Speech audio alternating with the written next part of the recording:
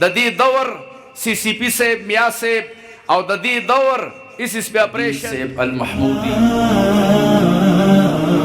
ناظر ملت وکیل احناف جناب مولانا مفتی ندیم صاحب المحمودی دامت برکاتهم القدسیہ نو دا دسترگو وجہ ندا ابصر من الحیوان غراب دے کارغ دے ډیر تیز نظر چې لګي په حیواناتو کې نو هغه کارغه دی. علامه دمیری لیکلی دی حیات الحیوان کې چې کارغه په 18 میله کې د برنا د غنو په منځ کې یا د فصل په منځ کې هغه خپل خوراک هغه مردار خوراک هغه ګوري ویني، یعنی 18 میله کې د کارغه نظر کار کوي چې 18 میله کې د انسان نظر کار نه کوي. نو کده دا سوچ کوي چې دا زما د سترګو وجه وي ځکه ماته الله تعالی دا دومره لوی مقام را کړی دی، نو دا د سترګو وجه نه ده. که انسان دا سوچ کوي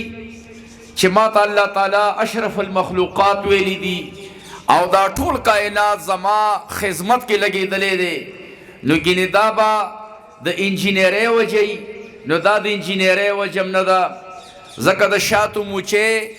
مسدس کور شپږ ګوټیزی کور بغیر د سال او بغیر د قوازې نه جوړوي، بغیر څه د پیمانې نه هغه کور جوړوي، شپږ ګوټیزی کور د هغې هر یو اړخ د بل اړخ برابر وي. نو دا د انجینرۍ په وجه باندې هم تا ته دا مقام نه دی حاصل. که انسان دا سوچ کوي چې ما ته الله طاقت را کړی دی، دا به زه مجسم یم د دې طاقت وجه به چې دا ټوله دنیا خدمت کوي او هغې دپاره انسان مخدوم دی. نو دا زما وروڼو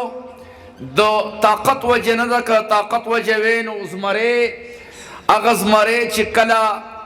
ځنګل کې وي نو زمري کې دومره لوی طاقت دی، خو هغه ته الله تعالی اشرف المخلوقات نه دی ویلي. د زمري الله تعالی دا ټوله دنیا تابع کړې نه ده. دنیا که تابع ده نو دنیا د انسان تابع ده. خادمیت کې کوي نو د انسان کوي. دې خو لکه توجه کوئ. نو زما وروڼو دا د طاقت وجه نه ده. که دا انسان وایي چې ما سره غوږونه دي، د دې غوږونو د وجې نه به زه اشرف المخلوقات یم، یا د دې غوږونو د وجې نه به الله تعالی دا ټول کائنات زما تابع کړی وي، نو دا د غوږونو وجه نه ده. اسمع من الحیوان قرات دی کونې دی د څاروو په دې رستنو خپو کې د مشرانو ته پته لګي د څاروو په دې رستنو خپو کې کونې کېږي، هغې ته عربۍ کې قرات وایي غټ قاف سره. حیات الحیوان لیکلی دي چې پخوا به د دې کونې چې کوم اوصاف یې لیکلي دي هغې طرف ته نه ځو، خو پخوا به چې غلو قافله لوټوله نو د ده دا حس د سماعت دا دومره تیز دی چې د غلو به قافله لوټوله نو دې پورې به یې څه نری تار تړلی و. دی په 200 میله کې د ځناورو د خپو کشارې اوري په 200 میله کې. سړی حیران شي. الله تعالی څه حکیم بادشاہ دی، فعل الحکیم لا یخل عن الحکمت. نو زما وروڼو دا کونې یا قرات دا تانا د سماعت په بنیاد باندې تانا ډیر تیز دی. نو که انسان دا وایي چې دا به د غوږونو وجه وي، دا ټول کائنات د انسان تابع دی، نو دا د غوږونو وجه هم نه ده. فلهذا داسې نور علی هذا القیاس دا د هیڅ وجه نه ده.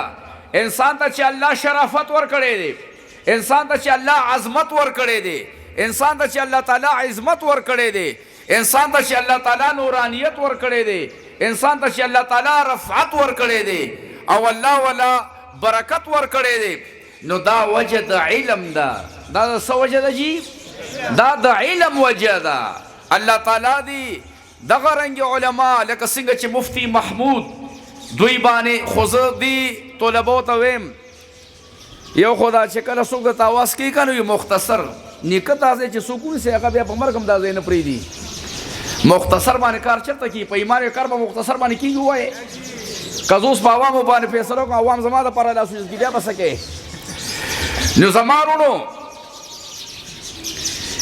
د علم د علماو سره مدد کول یو خو اسم سخاخه شی دی ټوپی وله دې خوا ګوره که نه نیکه یو خو اسم سخاخه شی دی السخی قریب من الله قریب من الناس زه چې کومه موضوع کې ولاړم یو 2-3 ټکي پکې کوم پکې یو 2-3 ټکي السخی قریب من الله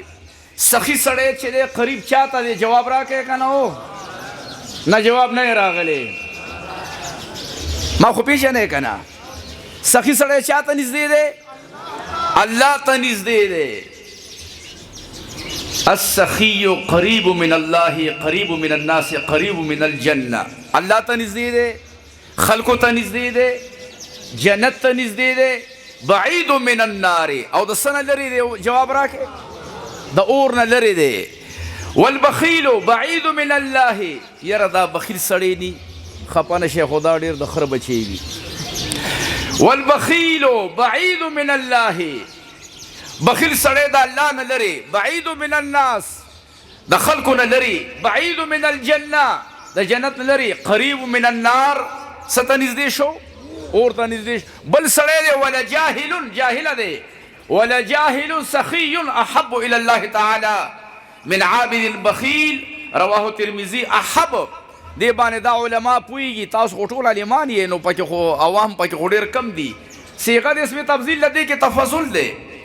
الله ته ډېر خوښ دی هغه سړی کم سړی چې سخي دی اوس سخا بویا بعضې خلک خپه نه شي ما 2-3 منټه غوښتلي دي بعضې خلک زه حیران یم هغه سپینګیري مونږ په دې میډیا باندې ګورو مونږ په دې فیسبوکو باندې ګورو د اجراګانو په میز کې سپینګیري ولاړي هغه سپینګیري حدیث کې راځي لولا شيوخ ركع واطفال رزع وبهائم رتع لصب عليكم العذاب صبا حدیث کې راځي که سپینګیري خلق نه وي سپینګیري باباګان نه وي او سپین سرې میندې په دې کورونو کې نه وي او پیرودونکي ماشومانان نه وي او خره سپي چارپایان دا زناور نه وي نو لصبا لام د پاره تاکید دی خامخا به الله عذابونه ورولې وي د دې بدو عملونو د وجې نه لصب علیکم العذاب صبا د بدو عملونو د وجې نه ما اصابکم من مصیبة فبما کسبت ایدیکم نو زما وروڼو ما ډېر خلک داسې لیدلي چې سپینګیري وي د سپینګیري نه الله حیا کوي اجراګانو له پیسې ورکوي په فضولیاتو باندې پیسې لګوي زما وروڼو دا د غټه بدبختي دی دا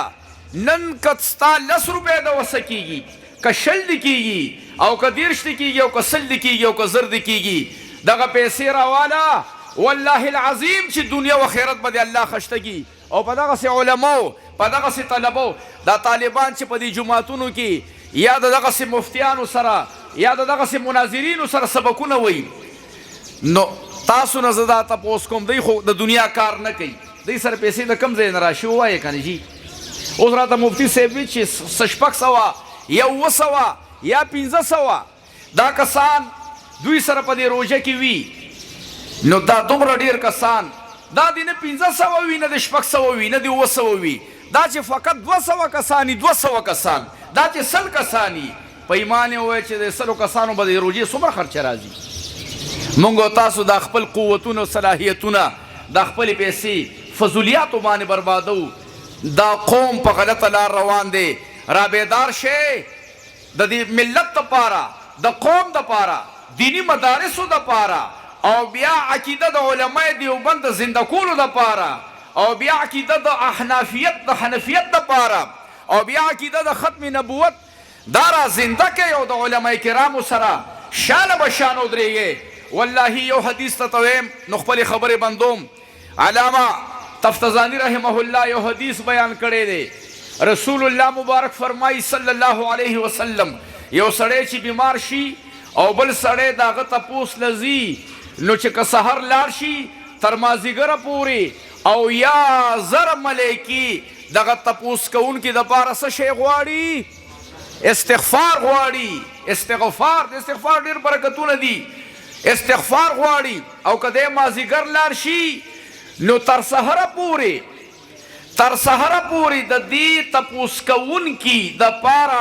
او یا زر ملائکی استغفار او دعا د رحم غواړي. اوس دا د ملائکو دعا څه چټي دعا ده، څه دا څه چټي دعا خو نه ده،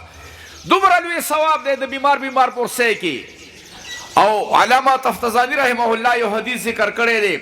وایي چې د یو عالم حقانی با عمل عالم سره کینی، د یو عالم سره د اسې ناسته وکړه، زده کړه دې نه ده کړې، نو دا د زرو بیمار پرسونه دا د عالم سره ناسته بهتره ده. نو زما وروڼو د علماء کرامو کټوله شپه مونږ صفتونه وکړو، د هغوی په مناقبو باندې، د هغوی په فضیلتونو باندې، د قرآن او د حدیث او دغه رنګې د سلفو اقوال بیان شي. والله که دا به ختم شي، تاسو بختور یې چې په دې علاقه کې تاسو سره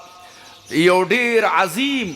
دا مونږ ته پته لګي چې یو ډېر ښکلی نوجوان عالم با عمله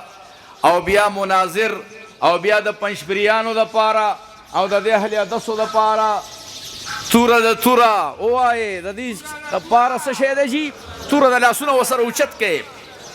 هسې چې د دې دا نوم هم دی بعضې د پنجپیر ډزې ته والې که نه، قسم دی چې ټیزونه 88 چال کوي، لارې ټیزونه اچوي. زه ویم داسې علما کرام دی الله تعالی زنده لري. نن زه ویم که اول زمونږ دم درود ته دفاع ملو ده، دا د داسې علماو نه ملو ده. نن که خانقاهي نظام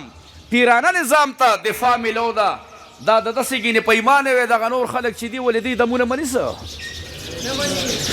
هسې په خولې باندې وایي دا نه مني، نه پیر مني، نه تصوف مني، هیڅ هم نه مني. خو الحمدلله چې الله تعالی هر فرعون لره موسی پیدا کوي، او دا د دې دور الحمدلله زمونږ په باندې فخر دی. د دې دور امام ابو حنیفه چې دی شکل دی مفتی ندیم دیږي، نور الحمدلله باطینی کې د دې دور امام ابو حنیفه رحمت الله علیه سبحان الله پې ووایې. الله تعالی دې تاسو هم زنده لري، الله تعالی دې تاسو زنده لري، امین وایې. اوس که زه نور ټیمه لرم نو شان سکونډۍ لګي ګورې، الله تعالی دې تاسو زنده لري، امین وایې. علماء دیوبند زنده آباد وي، عقیده د ختم نبوت دې زنده آباد وي، دعوت او تبلیغ دې زنده آباد وي، تصوف دا دې زنده آباد وي، دا ملک خداداد پاکستان دې زنده آباد وي. د دې دور سی سی پی صاحب میا صاحب او د دې دور اس پی اپریشن او د دې دور اس پی رولر او د دې دور پولیس دې زنده آباد وي. ځکه چې الحمدلله دا ملک له پاک الله تعالی دې مزید هم دوی له ترقي ورکي، الله تعالی دې دا قوم او دا ملت خوشحاله ولري، الله تعالی دې دینی مدارسو